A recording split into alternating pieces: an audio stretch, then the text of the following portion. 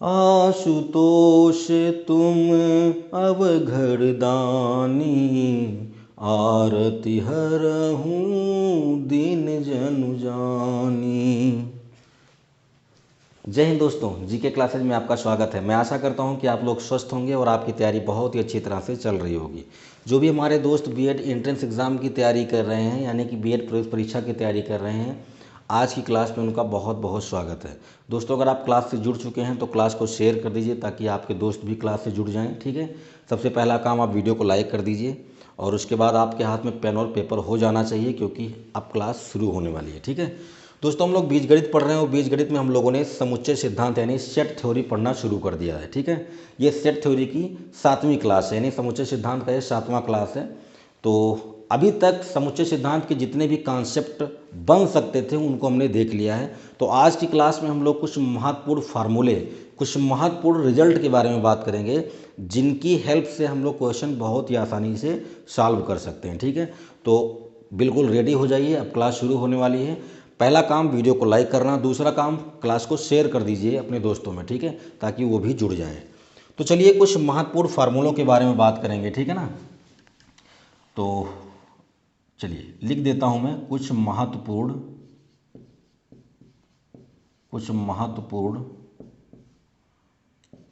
तथ्य कह दें, यानी फैक्ट या फिर फार्मूले, सूत्र, जो भी आप कह सकते हैं। ठीक है ना, चलिए सबसे फर्स्ट रिजल्ट जो आपका होगा, छोटी छोटी बातों को हम लोग इकट्ठा करते हुए आगे बढ़ेंगे। ठीक है ना, तो पहली छोटी सी बात हो गई कि अगर आपके पास कोई समुच्चय ए है तो ए का ए के साथ ही अगर आप यूनियन निकालोगे, यूनियन क्या होता है, इंटरसेक्शन क्या होता है, डिफरेंस क्या होता है, ये सब मैं आपको बता चुका हूँ। अगर आप ए का ए के साथ यूनियन निकालोगे तो जाहिर सी बात है आपको क्या मिलेगा, ए मिलेगा। सीधी सी बात है ना भाई। किसी समुच्चय का उसी समुच्चय के साथ अगर आप यूनियन निकालोगे तो आपको क्या मिलेगा, ए ही मिलेगा। ये आपका पहला रिजल्ट हो गया। दूसरा रिजल्ट, इसका उल्टा कर देते हैं, ए का इंटरसेक्शन ए के साथ निकाल लेते हैं। तो जैसे यूनियन में ए आया था वैसे इंटरसेक्शन में भी क्या आएगा, ए ही आएगा। कुछ नया तो होने वाला नहीं है। ठीक, चलो नेक्स्ट की बात करते हैं। अगर आपके पास एक समुच्चय ए है, एक समुच्चय आपके पास ए है और ए का आपने इंटरसेक्शन ले लिया यू के साथ। यू क्या है, यू सार्वत्रिक समुच्चय, यूनिवर्सल सेट है, इसके बारे में मैंने आपको बताया था। तो अगर आप समुच्चय ए का यू के साथ क्या करते हो, यूनियन लेते हो, सॉरी इंटरसेक्शन लेते हो, तो आपको क्या मिलेगा, ए मिलेगा। ए और यू का सर्वनिष्ठ यानी इंटरसेक्शन आपको ए मिलेगा। यू जो होता है वो सबसे बड़ा सेट होता है, तो सबसे बड़ा सेट और छोटे सेट का जब आप इंटरसेक्शन लोगे तो आपको छोटा सेट ही मिलेगा। इंटरसेक्शन में चीज़ें छोटी हो जाती हैं और यूनियन में चीज़ें बड़ी हो जाती हैं। ठीक, तो जब आप इंटरसेक्शन लोगे तो आपको ए मिलेगा। नेक्स्ट की बात करते हैं। नेक्स्ट में मैं बोलता हूं कि अगर आपके पास एक समुच्चय ए है और एक समुच्चय फाई है। फाई मतलब रिक्त समुच्चय। रिक्त समुच्चय के बारे में मैंने आपको बताया था, जिसमें कोई भी एलिमेंट ना हो।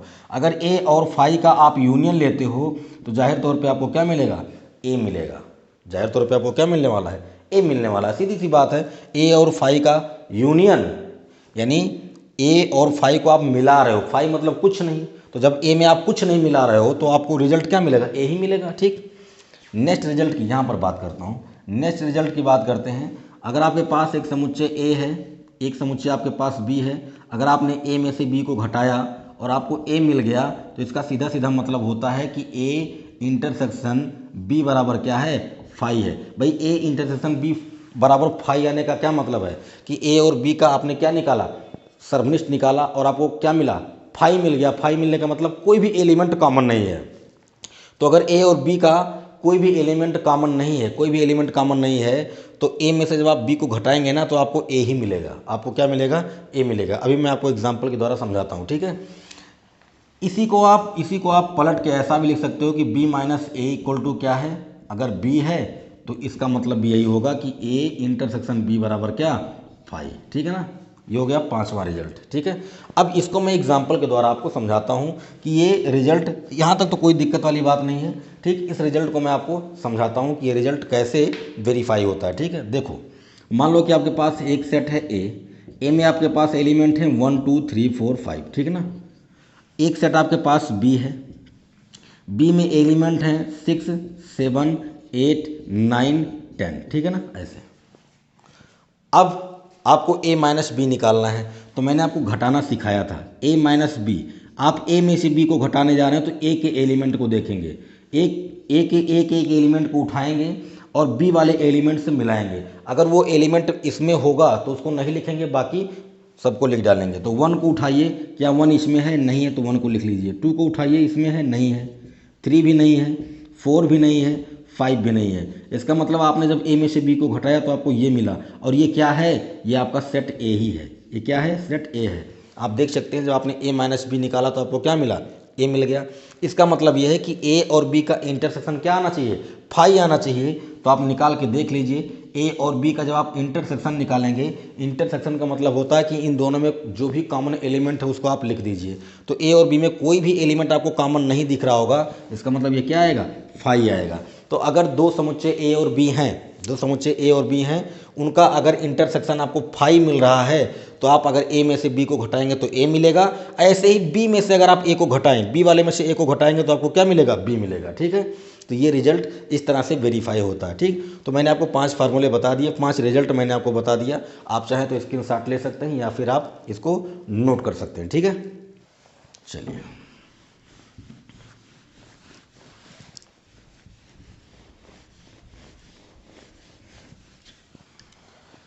चलिए छठे फार्मूले की बात करते हैं। अगर आपके पास एक समुच्चय ए है, एक समुच्चय आपके पास बी है, आपने ए माइनस बी निकाला, फिर आपने यूनियन कर दिया बी के साथ। ए माइनस बी निकाला, यूनियन कर दिया बी के साथ, तो ये इक्वल आ जाता है किसके? ए यूनियन बी के इक्वल आता है। किसके इक्वल आता है? ए यूनियन बी के इक्वल आता है। ठीक है, अगला रिजल्ट है आपका कि अगर ए माइनस बी है, अगर ए माइनस बी है, आपने इंटरसेक्शन ले लिया बी के साथ। पहले आपने ए में से बी को घटाया, जो आता है उसका इंटरसेक्शन अगर आप बी के साथ लेते हैं तो ये रिजल्ट देगा आपको कितना? फाई देगा। क्या देगा? फाई देगा। नेक्स्ट रिजल्ट की बात करें हम, नेक्स्ट रिजल्ट में अगर आपके पास ए माइनस बी है, यूनियन बी माइनस ए है, इसको देखकर आपको याद आ रहा होगा मैंने पिछली क्लास में बताया था, इसी को बोलते हैं हम लोग सिमेट्रिक डिफरेंस। क्या बोलते हैं? सिमेट्रिक डिफरेंस बोलते हैं। और इसको हम लोग इस तरह से डिनोट करते हैं, या तो इस तरह से बोलेंगे या तो हम लोग इस तरह से इसको डिनोट करते हैं, सर्कल के अंदर प्लस बना देते हैं। ठीक, तो ये किसको शो करता है? ये शो करता है सिमेट्रिक डिफरेंस को। ठीक है ना, A minus B union B minus A अगर है तो ये इक्वल होता है, ये इक्वल होता है A union B minus A intersection B के। ये किसके इक्वल होता है? ये union B minus A intersection B के। अभी मैं आपको एग्जांपल के द्वारा इसको प्रूव करके दिखाता हूँ। ठीक है ना, नेक्स्ट रिजल्ट में आप आ जाइए। अगर आपके पास A union B union C है, A union B union C है, तो चाहे आप पहले ए और बी का यूनियन निकाल के फिर सी के साथ यूनियन निकालें, या फिर आप क्या करें? बी और सी का यूनियन निकालने के बाद फिर ए के साथ निकालें, रिजल्ट पे कोई फ़र्क नहीं पड़ता। मतलब चाहे हम ए और बी का पहले यूनियन निकालें फिर सी के साथ निकालें, चाहे बी और सी का यूनियन निकाल के फिर ए के साथ निकालें, दोनों तरफ से आंसर आपका सेम आएगा। इसे ही बोला जाता है साहचर्य नियम, एसोसिएटिव लॉ। ठीक, और ऐसे ही इंटरसेक्शन वाला भी होता है। अगर ए इंटरसेक्शन बी है, फिर इंटरसेक्शन सी है, या फिर A intersection B intersection C है, दोनों तरफ से आंसर पे कोई फ़र्क नहीं पड़ता है। ठीक है ना, तो ये 5 रिजल्ट और हो गए, यानी कुल मिला के 10 फार्मूले आपके लिए तैयार हो गए। ठीक, आइए मैं एग्जांपल के द्वारा आपको इसे प्रूव करके दिखाता हूँ। देखो भाई, बहुत ही सिंपल है। आपके पास मान लीजिए 2 सेट हैं, एक है 1 2 3 और एक सेट मैं लेता हूँ मान लीजिए 4 5 6। ठीक है ना, पहले आप क्या करो? ए माइनस बी निकालो। तो जब आप ए में से बी को घटाओगे, ए में से बी को घटाओगे तो 1 इसमें 1 है ही नहीं, 2 इसमें है ही नहीं, 3 इसमें है ही नहीं, तो वापस आपको क्या मिलेगा? ए मिल जाएगा। जब आपने ए माइनस बी निकाला तो आपको क्या मिला? ए मिला। आपने ए माइनस बी की वैल्यू निकाल ली है, क्या मिलेगा? ए मिलेगा। तो यहाँ पर ए रख दोगे, ए रख दोगे तो ए रख दिया, फिर यूनियन है, फिर क्या है? बी है, यही तो, और राइट साइड में यही तो लिखा है। मतलब ए माइनस बी का की वैल्यू ए आ गई तो इसकी वैल्यू क्या आएगी? ए यूनियन बी आएगी। ठीक है ना, तो ये पहला रिजल्ट हो गया, यानी रिजल्ट नंबर 6, इसको हमने यहाँ पर वेरीफाई कर लिया। अब ऐसे ही 7वें की बात करो, ए माइनस बी आपने निकाला, क्या आया? ए आया, तो ए हो गया। फिर इंटरसेक्शन है, फिर क्या है? बी है। अब ए और बी का इंटरसेक्शन, ए और बी का इंटरसेक्शन निकालो, इन दोनों समुच्चयों में कुछ भी कॉमन नहीं है तो क्या आएगा? फाई आएगा। ठीक, तो यहाँ से आप इसे ऐसे शो कर सकते हो। ठीक है, नेक्स्ट है a माइनस बी निकाला, तो जब आपने a माइनस बी निकाला है, a माइनस बी निकाला तो आपको क्या मिला, a मिला। ऐसे ही जब आप b माइनस a निकालोगे ना, इसमें से इसको घटाओगे तो आपको b मिलेगा, आप करके देख सकते हैं। ठीक, तो a माइनस बी निकाला, a मिला, b माइनस a निकाला, b मिला। अब इसका यूनियन निकालना है, तो सीधी सी बात है, इसकी वैल्यू a आई है तो a हो गया, फिर यूनियन हो गया, और इसकी वैल्यू b आई है। ठीक है, ये हो गया, यही तो क्या आ गया, a यूनियन b आ गया। यानी लेफ्ट साइड की वैल्यू कितनी आ गई, a यूनियन b आ गई। अब राइट साइड की बात जरा कर लो, तो राइट साइड में ऑलरेडी a यूनियन b है, राइट साइड में a यूनियन b है, कोई बात नहीं। a इंटरसेक्शन b की वैल्यू क्या होगी, a और b का अभी आपने निकाला था, a इंटरसेक्शन b का मतलब क्या, यहाँ पर फाई ही आएगा, इसमें कोई एलिमेंट कॉमन ही नहीं है। तो a इंटरसेक्शन b की वैल्यू जो है वो कितनी है, फाई है। अब फाई का मतलब जीरो होता है, जीरो मतलब इसमें कुछ नहीं होता, फाई में कोई एलिमेंट होगा ही नहीं। तो a यूनियन b में से जब आप फाई को निकालोगे तो आपको वापस क्या मिलेगा, ये तो मिलेगा। ये आपका लेफ्ट साइड था, ये आपका राइट साइड था। तो इस तरह से आपका जो रिजल्ट नंबर 8 है वो वेरीफाई होता है। ठीक है, ऐसे ही आप रिजल्ट नंबर 9 एंड 10 को भी वेरीफाई कर सकते हैं। आपको कुछ नहीं करना है, ए बी सी 3 समुच्चय लेने हैं और आप बायां पक्ष निकाल के दायां पक्ष निकाल के देख सकते हैं, दोनों तरफ से रिजल्ट आपका इक्वल आएगा, यानी आंसर आपका बराबर आएगा। ठीक है, तो ये रिजल्ट भी आपको ध्यान में रखने हैं, नोट कर लीजिए। इसके बाद हम लोग आगे बढ़ते हैं।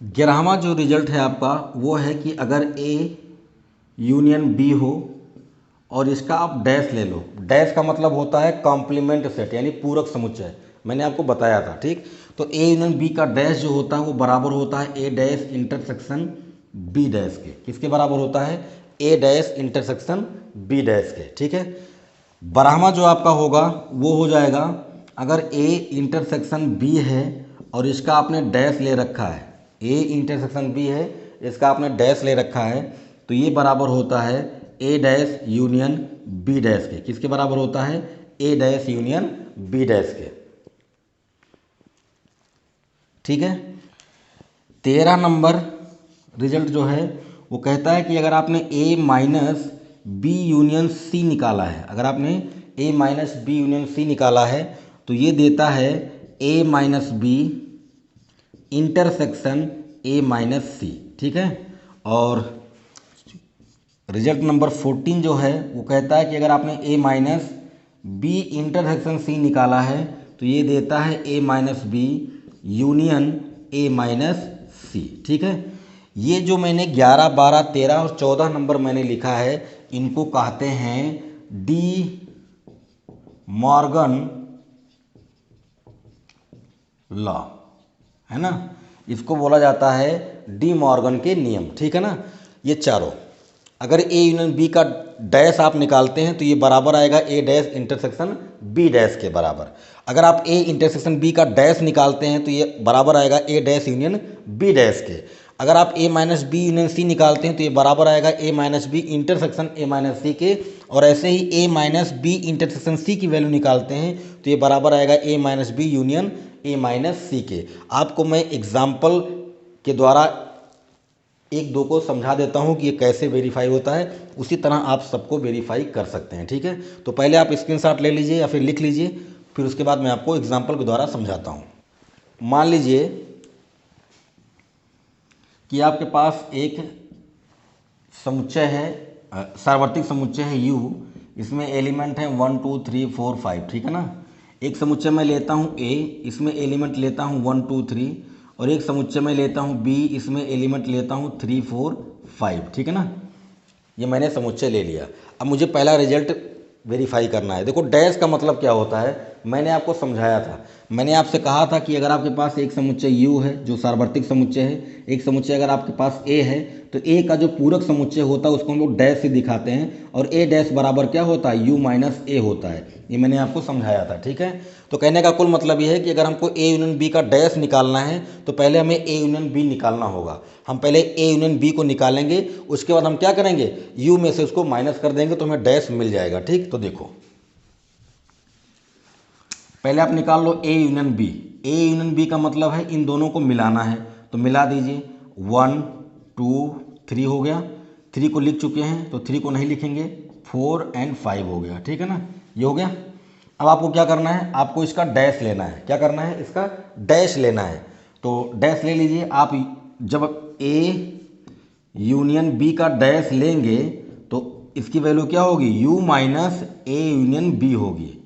जैसे यहाँ पर मैं लिख रहा हूँ, जैसे A डैश आपका होता है U माइनस A, वैसे A यूनियन B का डैश जो होगा वो U minus A union B होगा, ठीक है। अब U में से आपको A यूनियन B घटाना है। तो ध्यान से देखो, ये आपका U है और ये आपका A यूनियन B है। इसमें 1 है, इसमें भी 1 है, तो 1 कट जाएगा। 2 इसमें भी है, 2 इसमें भी है, कट जाएगा। 3 इसमें भी है, इसमें भी है, कट जाएगा। 4 इसमें भी है, इसमें भी है, कट जाएगा। 5 यहाँ है, यहाँ भी है, कट जाएगा।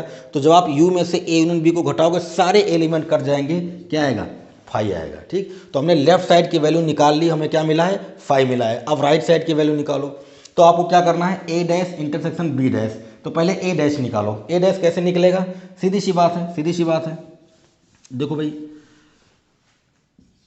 A डैश का मतलब है आपको U में से A को घटाना है, तो U में से A को घटा दीजिए, क्या आएगा, देखो ध्यान से।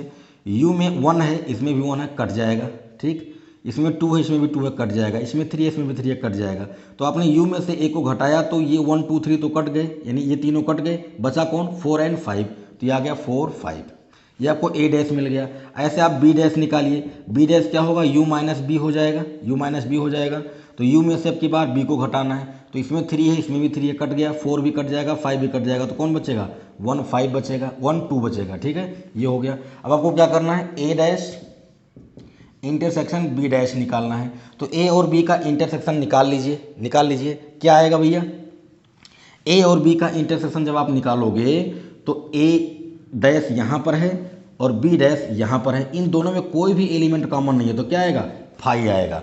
तो लेफ्ट साइड हमने निकाला तो वो भी 5 आया था, राइट साइड हमने निकाला वो भी 5 आया, ठीक। तो ऐसे आप चाहें तो इन तीनों रिजल्ट को भी वेरीफाई कर सकते हैं। ऐसे समुच्चय मान लीजिए, आप लेफ्ट साइड राइट साइड निकाल के देख सकते हैं, ठीक है। इनको हम लोग डिमॉर्गन के नियम कहते हैं। ये बहुत ही इंपॉर्टेंट रिजल्ट है, इनकी हेल्प से हम लोग क्वेश्चन सॉल्व करते हैं, ठीक है।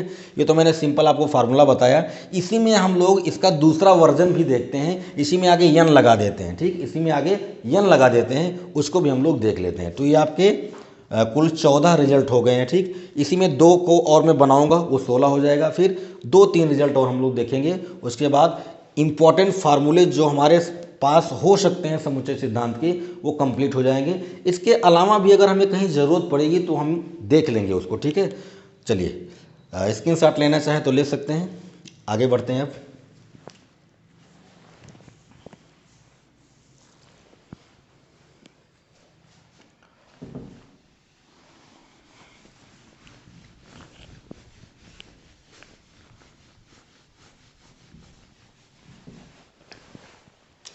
तो कुल 14 हो गए हैं। 15 नंबर देखिए, कुछ नहीं है, A यूनियन B का डैश जो आपने निकाला था ना, इसी के आगे मैं n लिख दूंगा, और इसी को आगे मैं यहाँ पर कन्वर्ट करके लिखूंगा n A dash intersection B dash. n का मतलब कुछ नहीं है, n का मतलब number of element, number of element, यानी A यूनियन B डैश में कितने अवयव हैं। अगर आगे n लग गया तो इसका मतलब क्या है, नंबर ऑफ एलिमेंट। मैंने आपको कार्डिनल नंबर के बारे में बताया था, गणन संख्या के बारे में, वही है, कुछ नया नहीं है। अगर आगे n लग गया तो इसका मतलब है कि A यूनियन B का जो डैश आप निकाल रहे हो उसमें कितने एलिमेंट हैं, ये बता रहा है इसका। और इसका मतलब क्या है, A dash intersection B dash जब आप निकाल लोगे तो उसमें कितने एलिमेंट है ये बताएगा। तो आगे n लगा देंगे और कुछ नहीं है, बाकी डिमार्गन वाला नियम ही है, ठीक है। ऐसे ही इसका नेक्स्ट वाला भी देख लो, A इंटरसेक्शन B का डैश बराबर क्या होगा, आगे आगे n लिखेंगे, आगे n लिखेंगे, फिर ये क्या हो जाएगा, A dash union B dash, ठीक है ना। तो ये आपके दो फार्मूले और तैयार हो गए। इसके बाद जो बहुत ज़्यादा यूज होने वाला फार्मूला है उसको मैं अब लिख रहा हूँ। अगर आपको ए यूनियन बी में कितने एलिमेंट हैं अगर आपको ये दिखाना है, ए यूनियन बी में कितने एलिमेंट हैं अगर आपको ये पता करना है, तो सबसे पहले आपको पता होना चाहिए कि ए में कितने एलिमेंट हैं, फिर पता होना चाहिए बी में कितने एलिमेंट हैं, उसके बाद आपको ये भी पता होना चाहिए कि ए इंटरसेक्शन बी में कितने एलिमेंट हैं। ठीक, तो ये बहुत ही इंपॉर्टेंट फार्मूला है, इसको हम लोग समुच्चय सिद्धांत में भी यूज करते हैं और आगे चल के इसका प्रयोग प्रायिकता में भी करते हैं। ठीक, तो N A union B equal to होता है N A plus N B minus N A intersection B. N आगे लगने का मतलब है कि ये बता रहा है कि उस समुच्चय में कितने अवयव हैं, ए यूनियन बी में कितने अवयव हैं, ए में कितने अवयव हैं, बी में कितने अवयव हैं और ए इंटरसेक्शन बी में कितने अवयव हैं, ये इस बात को बता रहा है। ठीक, नेक्स्ट होता है 18 नंबर, इसी का दूसरा वर्जन है, बस इसमें कुछ नहीं है, A union B equal to होता है N A plus N B. क्या होता है, N A plus N B. यहाँ पर इसकी वैल्यू ज़ीरो हो जाती है। क्यों ज़ीरो हो जाती है, हम आगे लिख देंगे N A intersection B equal to zero. ऐसा क्यों हुआ, क्योंकि A intersection B equal to क्या आ गया, फाई आ गया। अगर ए और बी दो अलग अलग समुच्चय हैं और उनमें कोई भी एलिमेंट कॉमन नहीं है तो ए इंटरसेक्शन बी क्या आएगा, फाई आएगा। और अगर आगे एन लगा दिए तो एन का मतलब क्या कि ए इंटरसेक्शन बी में कितने अवयव हैं, तो ए इंटरसेक्शन बी में कोई भी अवयव नहीं मतलब जीरो है, तो इसकी वैल्यू आप जीरो रख दोगे तो आपके पास यहाँ से लेकर यहाँ तक ही तो बचेगा, तो ये हो जाएगा एक और रिजल्ट। ठीक, इसके बाद एक रिजल्ट और देखते हैं 19। ठीक है, A union B union C, अगर तीन सेट आ जाएं तब क्या होगा, तब कुछ नहीं होगा, एन ए हो जाएगा प्लस एन बी हो जाएगा प्लस एन सी हो जाएगा। ठीक, तीनों को जोड़ दिया, इसके बाद माइनस करेंगे एन ए इंटरसेक्शन बी को। ठीक है, यहाँ पर लिखता हूँ माइनस, फिर एन बी इंटरसेक्शन सी को, फिर minus N A intersection C को, और लास्ट में प्लस कर देंगे N A intersection B intersection C को। ठीक, ये भी एक फार्मूला है, इसकी हेल्प से हम लोग क्वेश्चन सॉल्व करेंगे। ठीक, तो कुल मिला के मैंने आपको जितने भी फार्मूले बताए हैं सब बहुत इंपॉर्टेंट हैं, आप एग्जाम्पल के द्वारा इसको समझ सकते हैं। ठीक है, तो नोट कर लीजिए, इसके बाद हम लोग एक दो छोटे छोटे और फार्मूले देखेंगे, उसके बाद आज की क्लास को हम लोग ओवर करेंगे। ठीक है, तो ये जितने फार्मूले मैंने आपको बताए हैं ये सारे के सारे फार्मूले बहुत ही इंपॉर्टेंट हैं। ठीक, इससे बाहर का आपको ध्यान में रखने की ज़रूरत नहीं पड़ती है, मैंने बहुत डीप में, बहुत ही डिटेल में मैंने आपको ये चैप्टर पढ़ाया है। ठीक है, इससे बाहर के क्वेश्चन आपके एग्ज़ाम में नहीं आने वाले हैं। ठीक, बस आपको बहुत ही ध्यानपूर्वक चीज़ों को समझना है और उस पर हम लोगों को प्रैक्टिस करना है। ठीक, चलो 19 हो गया है, 20वां देखते हैं। अगर मैं आपसे कहूँ कि ए इंटरसेक्शन बी डैश क्या होगा, ए इंटरसेक्शन बी डैश क्या होगा, तो इसका मतलब कुछ नहीं है, इसका मतलब है कि एन ए माइनस बी के बारे में मैं बात कर रहा हूँ। ये दोनों बातें एक ही होती हैं, चाहे ए इंटरसेक्शन बी डैश कहूँ या ए माइनस बी कहूँ, दोनों बातें एक ही होती हैं। और इसका आंसर जो आता है, इसका जो आंसर आता है वो आता है आपका N A minus N A intersection B. क्या आता है, N A minus N A intersection B. मतलब अगर आपसे पूछा जाए कि ए और बी डैश के इंटरसेक्शन में कितने एलिमेंट हैं, तो आपको क्या करना है, आपको N A minus N A intersection B की वैल्यू निकाल लेनी है। ठीक, और इसी के साथ आपका 21वां रिजल्ट जो है वो इसी का उल्टा है। अगर ए डैश इंटरसेक्शन बी निकालने को कहा जाए तो इसका मतलब है कि बी माइनस ए की बात पूछी जा रही है, और यहाँ पर हो जाएगा N B minus N A intersection B. आप एग्जाम्पल लेकर के इन दोनों फार्मूलों को वेरीफाई कर सकते हैं। ठीक है, तो जितने भी इम्पोर्टेंट फार्मूले हो सकते थे मैंने आपको बता दिया। ठीक है, आप अगर ए इंटरसेक्शन बी डैश की वैल्यू निकालने जा रहे हैं तो चाहे आप ए इंटरसेक्शन बी डैश की वैल्यू निकालें, चाहे ए माइनस बी की वैल्यू निकालें, दोनों बातें एक ही होती हैं। या फिर आप N A minus N A intersection B निकाल लेते हैं, वो भी इसी के बराबर आएगा। और ऐसे ही ए डैश इंटरसेक्शन बी की वैल्यू निकालेंगे या b माइनस ए की वैल्यू निकालें, दोनों चीज़ें एक होती हैं, या फिर आप N B minus N A intersection B की वैल्यू निकालें, वो भी एक ही आंसर देता है। ठीक है, तो मैंने आपको कुल 21 फार्मूले 21 रिजल्ट मैंने आपको इस चैप्टर में बता दिए हैं। मैं आशा करता हूं कि आपको एक एक रिजल्ट अच्छे समझ में आ गया होगा और समझ में आना भी चाहिए, क्योंकि यही फार्मूले हैं जिनकी हेल्प से हम लोग क्वेश्चन सॉल्व करेंगे। तो मैं आपको बता दूं कि आपने समुच्चय सिद्धांत के जितने भी कॉन्सेप्ट होते हैं सब सीख लिए हैं, अब आपको सिर्फ क्वेश्चन करना है। ठीक है, तो क्लास कैसा लगा कमेंट करके ज़रूर बताइएगा, क्योंकि आपके कमेंट से हमें मोटिवेशन मिलती है और वीडियोस बनाने की। वीडियो को लाइक तो कर ही दिए होंगे, अगर आप नहीं किए हैं तो कर दीजिए और दोस्तों में शेयर कर दीजिए ताकि उनका भी फ़ायदा हो सके। तो दोस्तों नेक्स्ट क्लास में हम लोग सेट थ्योरी के प्रैक्टिस क्वेश्चंस को सॉल्व करेंगे, यानी प्रैक्टिस करेंगे। ठीक है, तो बिल्कुल इग्नोर मत कीजिएगा और नेक्स्ट क्लास में मिलते हैं सेट थ्योरी के इंपॉर्टेंट क्वेश्चंस के साथ। तब तक अपना ख्याल रखें। जय हिंद।